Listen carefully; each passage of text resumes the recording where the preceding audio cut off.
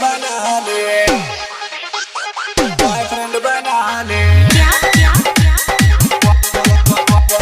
Boyfriend बना ले। Music by DJ Mohan. Angika recording studio, Rupauli, Purnia, Bihar. Boyfriend बना ले, बॉयफ्रेंड बना ले।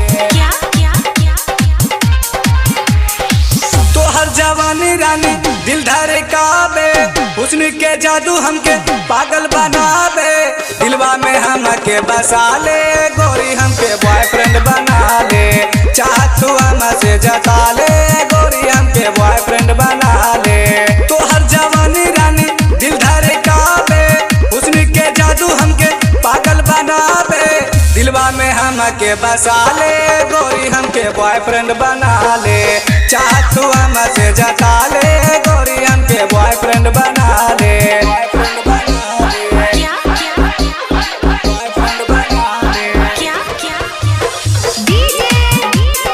Angika recording studio, Rupauli, Purnia, Bihar.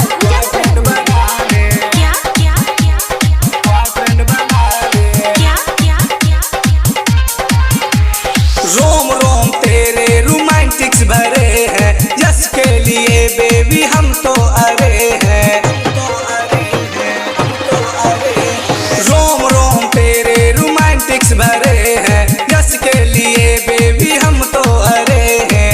हवा रे हवा तू मुझको उड़ा ले, आजा तू आजा मेरे दिल को चुरा ले।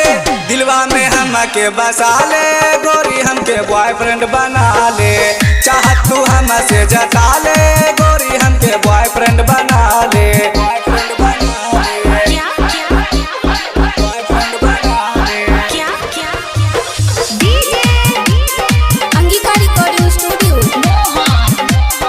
रुपौली, पूर्णिया, बिहार। बॉयफ्रेंड बना ले,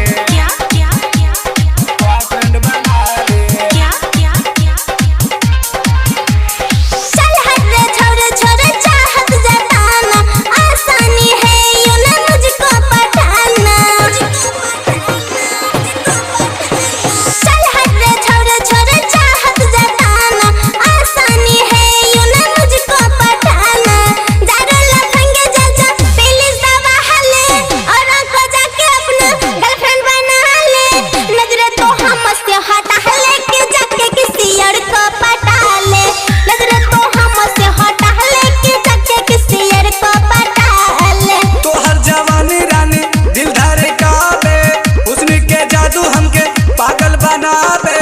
दिलवा में हमके बसा ले, गोरी हमके बॉयफ्रेंड बना ले। चाहत तू हमसे जता ले, गोरी हमके बॉयफ्रेंड बना ले।